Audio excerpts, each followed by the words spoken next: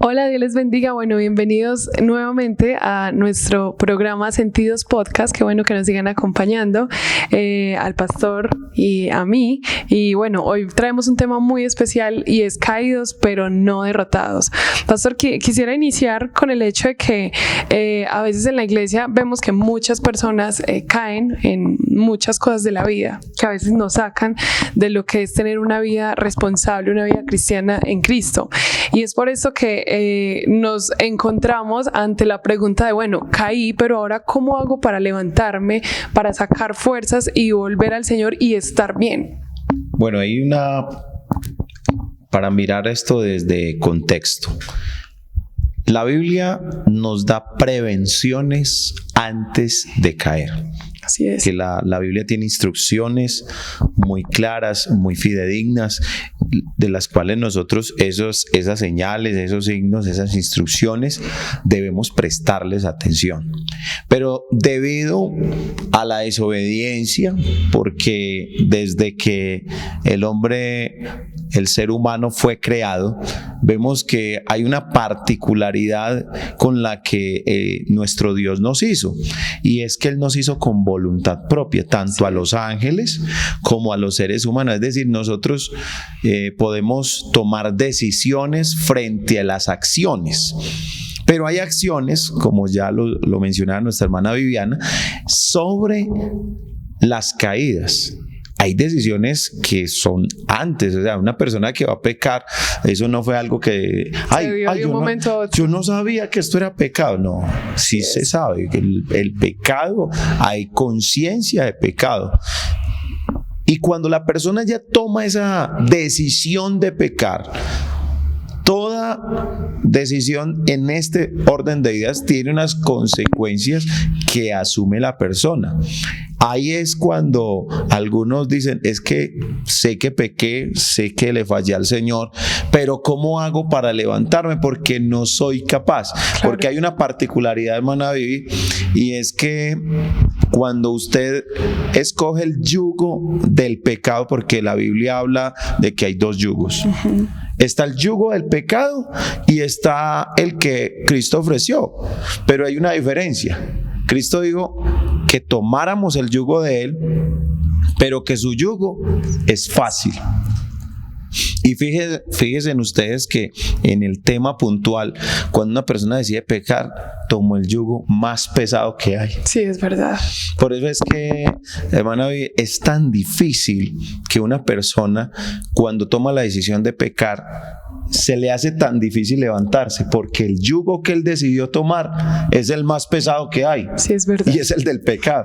Entonces, eso es lo que hace que la persona le dificulte tanto levantarse. No es que no se pueda, no, es una acción que cuando se clama a Dios se puede, pero que se hace más difícil, sí, y más pesado, sí. Aparte, no podemos olvidar, pastor, que caer no es perder la oportunidad de ser salvos. O sea, en ningún momento cuando uno cae, y si decides quedarte allá en lo que te agobia, en lo que te hace caer, te hace perder, obviamente sí te vas a quedar allá, pero cuando caes y buscas a Dios, pues Dios sabía que somos pecadores, por eso vino a salvarnos. Y el tema del perdón de Dios está disponible, porque estamos en plena gracia de Dios. Total. Y cuando una persona se decide buscar el perdón de Dios, lo tiene.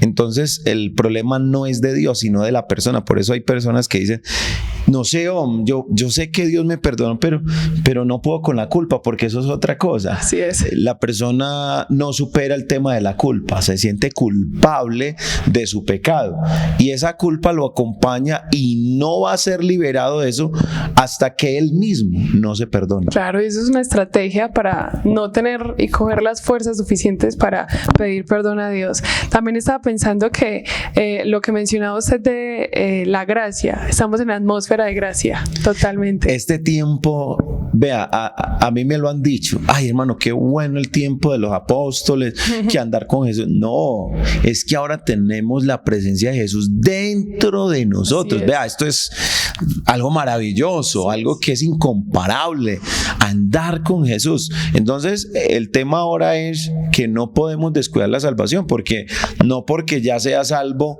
ya no tengo que hacer nada por eso. No, ya tengo que cuidar esa salvación que Dios me dio, porque la palabra del Señor nos está diciendo que cuidemos, que nos ocupemos en nuestra salvación con temor y temblor. Ahí está el problema. Cuando no hay temor de Dios, es muy fácil caer. Sí, señor, así es, porque estamos desconectados. Y estamos expuestos. Es como cuando una persona dice, no, y yo no creo que esta pandemia, eso no me hace daño.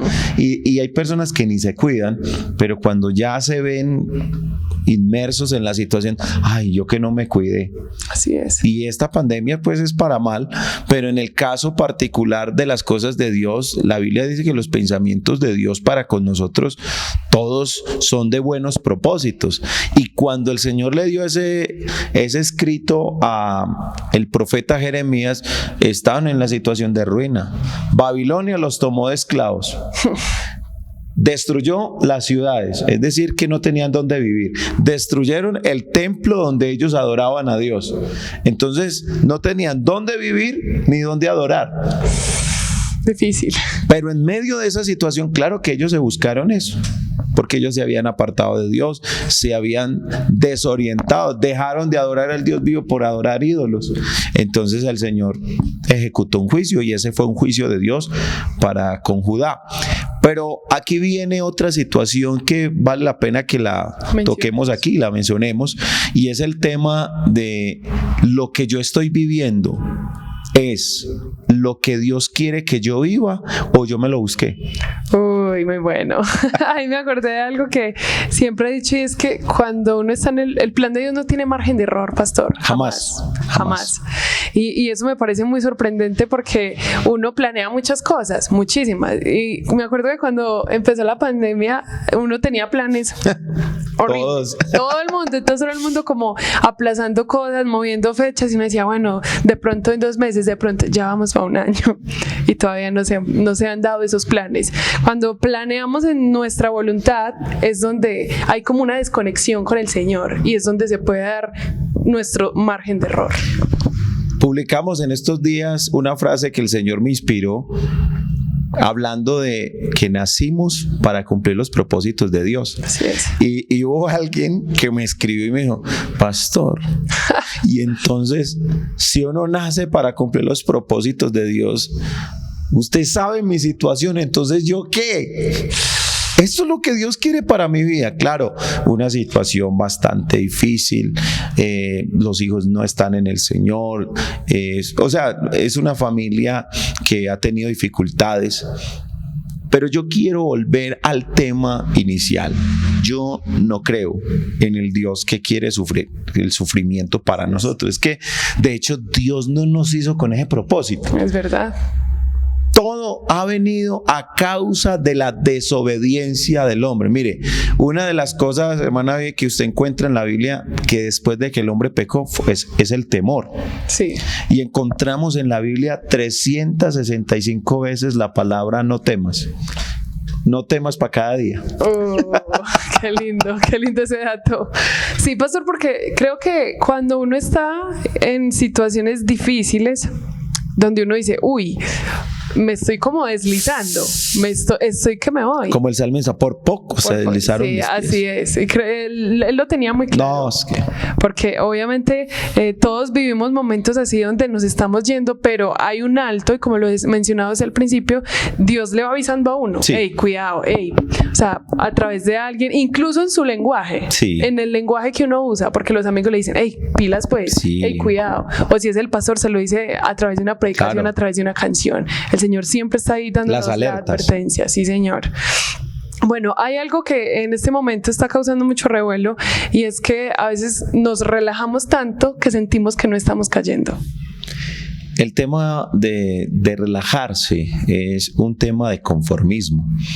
Y cuando esto llega a una persona, para mí esa es la parte como el callito, cuando usted ya a lo último tiene tanto callo que ya ni le duele, no es sensible. Sí. Y Y esa parte del conformismo es la insensibilidad a las cosas de Dios. Sí, Señor. Ya no eres sensible a las cosas de Dios, porque la sensibilidad delante de Dios nos hace tener esa parte de alerta frente, esto, mire que uno con la mano, usted, bueno, esto estará caliente cuando se calienta el agua y que uno mete el dedo, ¡ay, sí está caliente!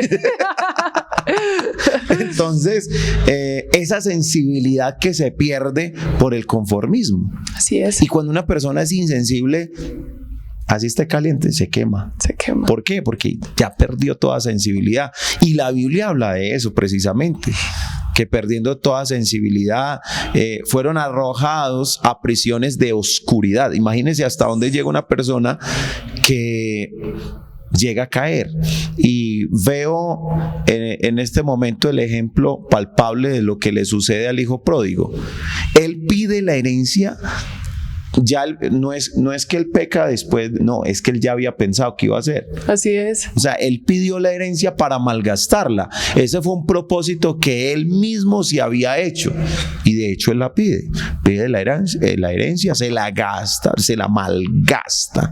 Esa es la expresión, se la malgasta. Y mire todos los sufrimientos que él tuvo. Vino a darse cuenta, uno, que los amigos que lo rodearon no eran verdaderos amigos. Así es. Que la vida que él había escogido no era verdaderamente una vida, que lo que él había dejado en casa pensando que era algo aburrido, algo monótono, y eso parece la situación de pero es que como yo estoy en la iglesia y como que no pasa nada conmigo, como que yo nací en la iglesia.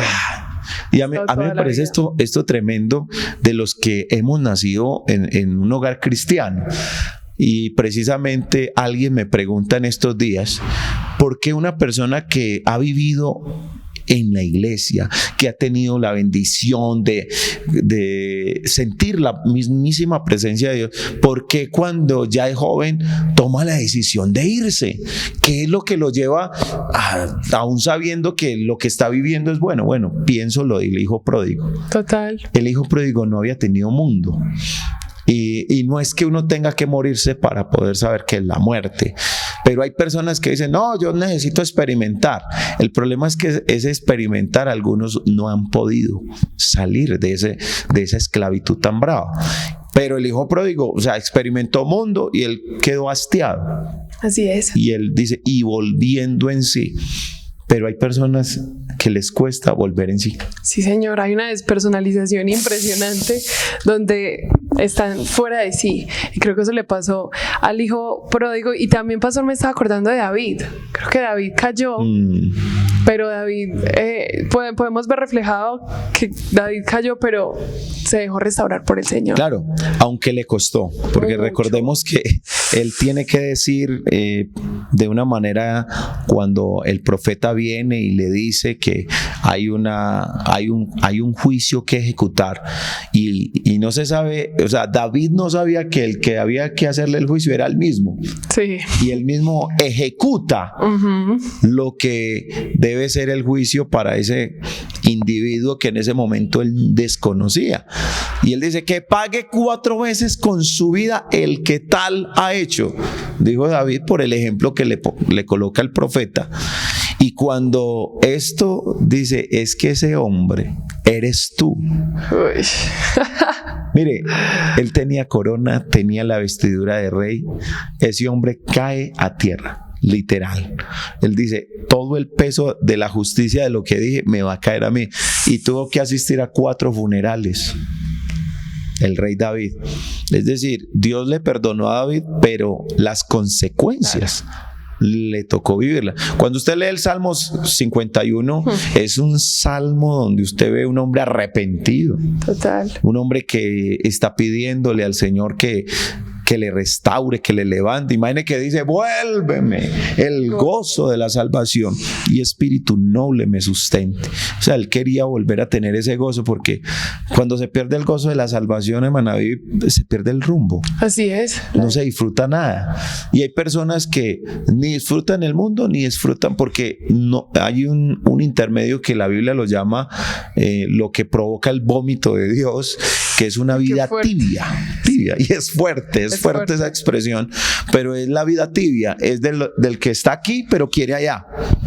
Quiere mundo, quiere experimentar cosas del mundo, pero no quiere abandonar la iglesia. Eso es estar derrotado, pastor. Y esa es una situación que no va a tener ningún provecho, porque alguno dirá, no, pero es que al menos está buscando, sí, pero ¿de qué manera? Claro. Porque a Dios hay que saberlo buscar. Si usted lee la palabra del Señor en Crónicas, cuando dice, si se humillare mi pueblo sobre el cual mi nombre es invocado, y cuando habla del clamor, primero dice, si se humillare.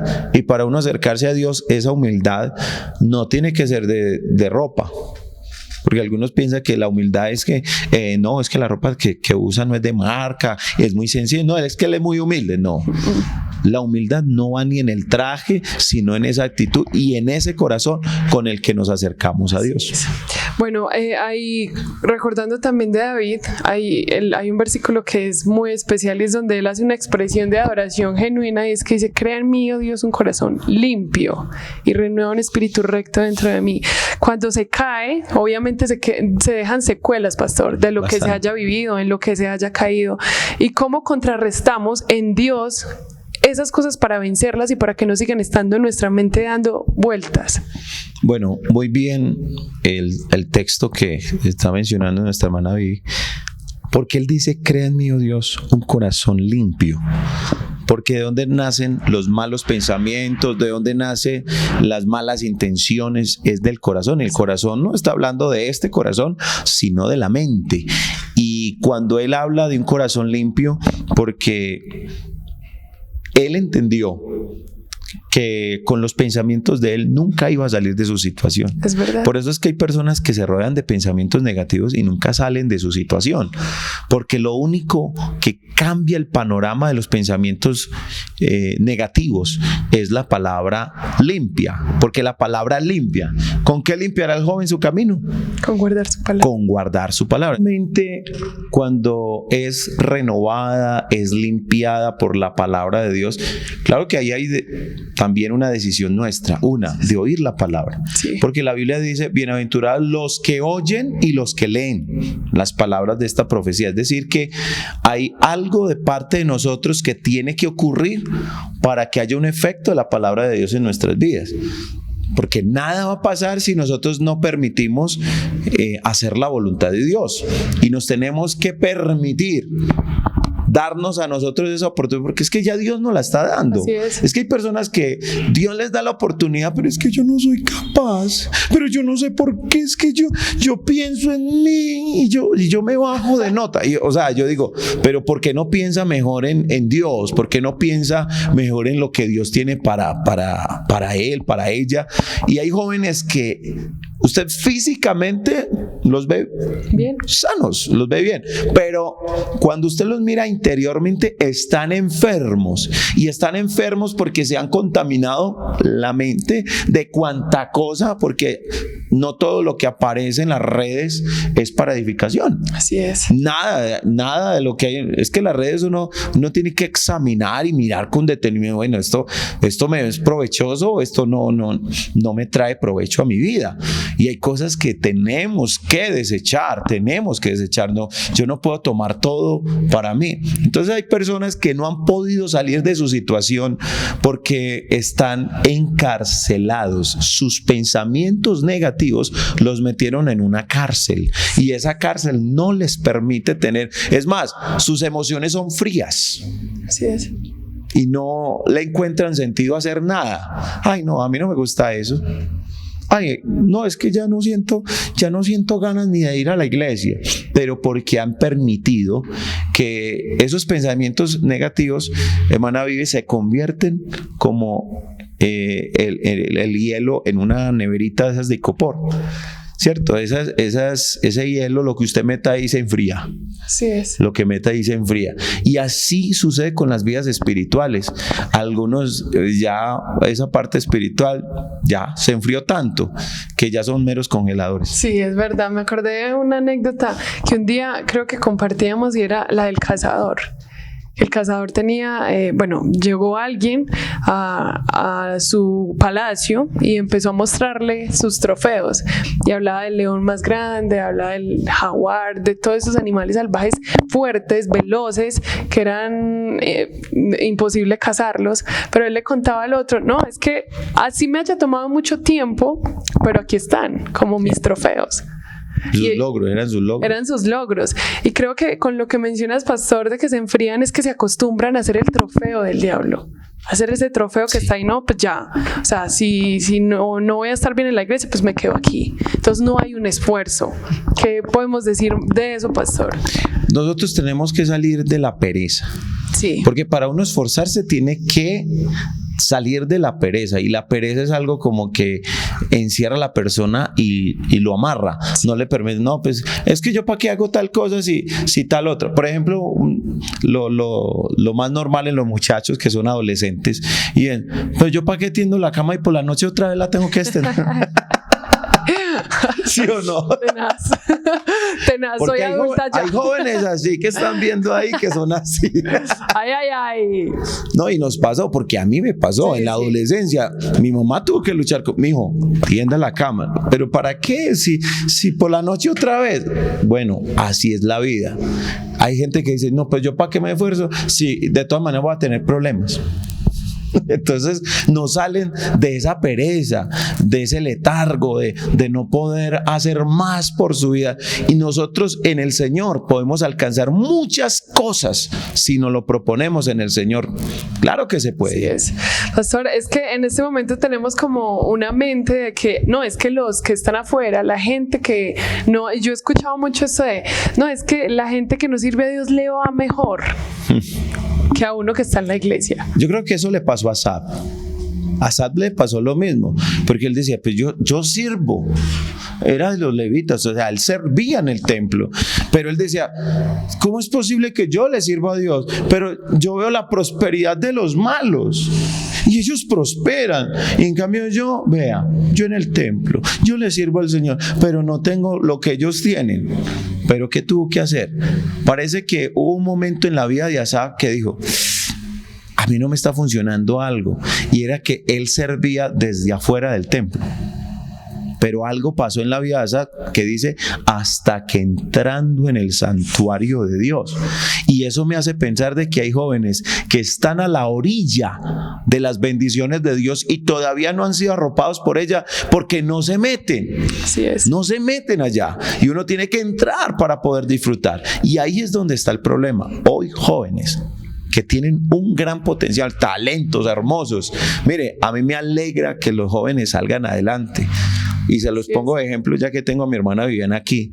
Para mí es una tremenda bendición que el talento que Dios le ha dado a ella lo ponga al servicio de toda la iglesia y explote todo lo que Dios le ha dado. O sea, uno no es para, ay, es que no me da pena, pero y si no me da, y es que yo no tengo esos recursos, y es que a mí me falta. No, es que tú no tienes que pensar en lo que te falta, tienes que pensar en el Dios que te da lo que te hace falta. Claro y cuando estamos con Dios podemos lograr las cosas. Pastor, me hizo acordar de una vez que hablamos de los talentos.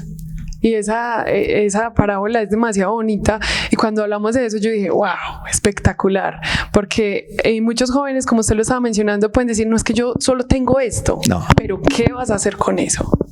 Y nosotros tenemos que aprovechar lo que Dios nos ha dado ahora, porque algunos enterraron el talento, lo guardaron, lo escondieron. No, es que si hago esto no me da. No pienses en lo negativo, piensa más bien en lo que puedes lograr, y hay que atreverse, hermana.